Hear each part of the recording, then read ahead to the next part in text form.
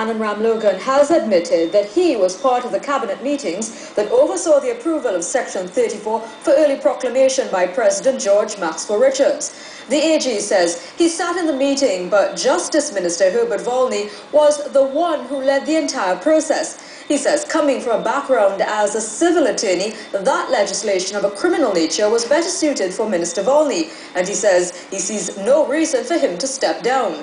Samson Anton reports.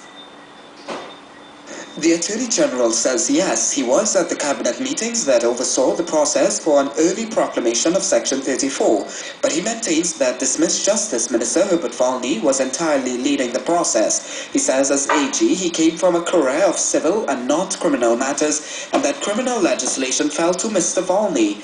Although the Attorney General is the legal advisor to the cabinet, when we created the Ministry of Justice, the criminal portfolio was assigned to that ministry, and the gazetted allocation of ministerial responsibility placed criminal legislation and the reform of the criminal justice system under that particular ministry.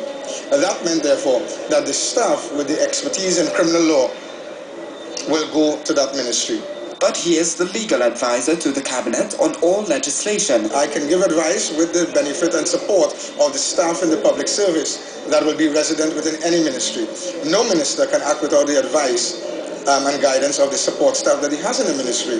So yes, I can give advice on a wide range of matters to the extent that I can get the support and from the expertise that is resident within the ministry, and that applies across the board for all ministers. Mr. Ramlogan says the legislation slipped by everyone in the cabinet because of how the cabinet note brought by Minister Volney was worded. The way the note was cast and the way it was couched is that this was a prelude and part of the foundation. It was part and parcel of the implementing the promises and assurances which were given in the Parliament.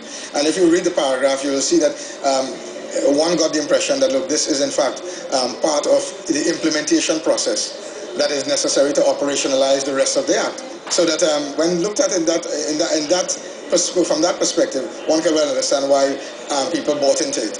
On that basis, he sees no reason for anyone else to be removed from the cabinet. He accepted full responsibility for the matter.